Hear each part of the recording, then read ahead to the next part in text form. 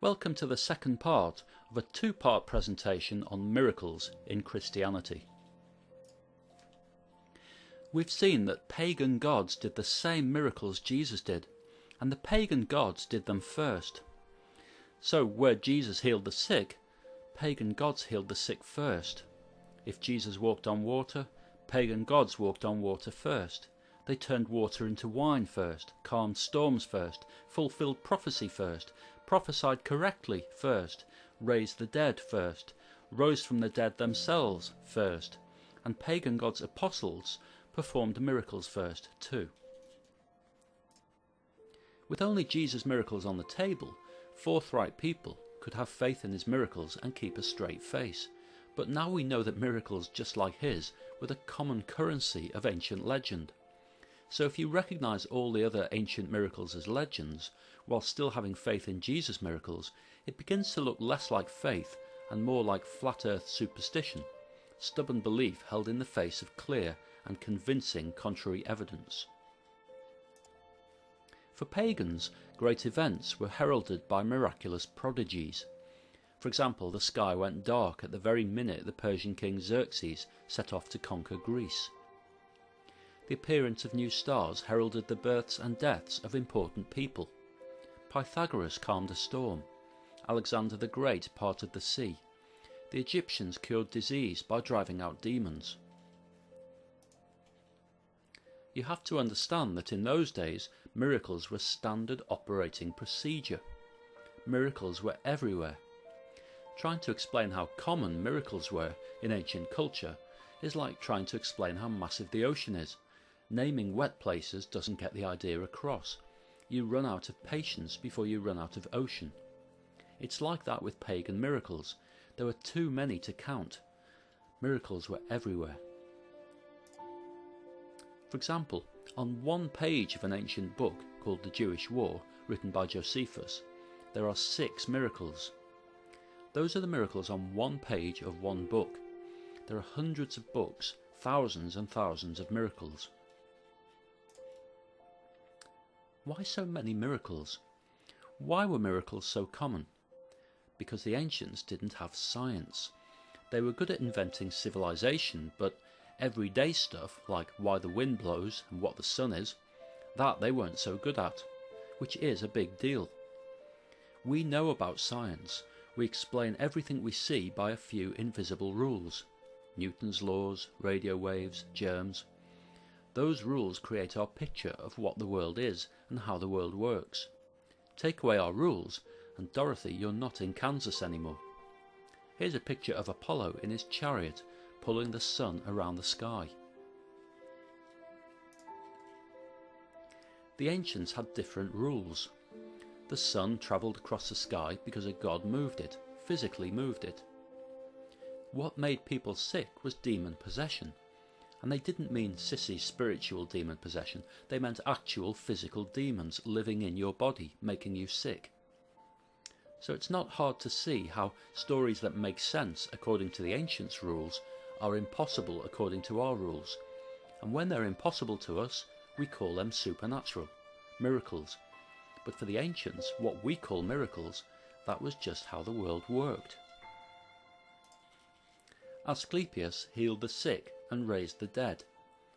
He was the son of Apollo, a god, and Coronis, a mortal woman. Is the pattern sinking in here?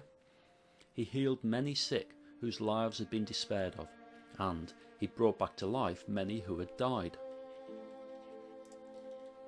Asclepius raised at least 6 dead men. Here are reports from 2 different authors. I found some who are reported to have been raised by Asclepius, to wit, Capaneus and Lycurgus, Hippolytus, Tyndareus, Hymnanius and Glaucus. When Hippolytus was killed, Asclepius raised him from the dead. He also healed blindness. The blind man saw a dream while sleeping in Asclepius's temple. It seemed to him that God came up to him and with his fingers opened his eyes. At daybreak he walked out sound. Asclepius also healed a mute boy. A voiceless boy, he came as a supplicant to the temple of Asclepius. The temple servant demanded that the boy's father bring the thank offering for the cure, but the boy suddenly said, "I promise." His father was startled at this and asked him to repeat it. The boy repeated the words and after that became well. Asclepius healed a lame man. Nicanor, a lame man. While he was sitting in Asclepius's temple, a boy snatched his crutch from him and ran away. But Nicanor got up, pursued him, and did become well. It's simply not good enough for Christians to say all the other miracles were just copies made by the devil to delude people. There isn't one thing that Jesus did or said that was unique to him. Lots of other people did the same things, and others had been saying the same things centuries before him. For example, Jesus said, "Do unto others as you would have them do unto you." This idea was expressed by Pittacus, 640 BC, Thales of Miletus, Confucius, Sextus the Pythagorean, Isocrates, Epicurus, all of them hundreds of years before Christ.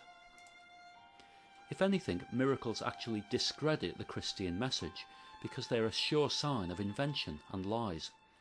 They make it harder to believe anything else in the stories.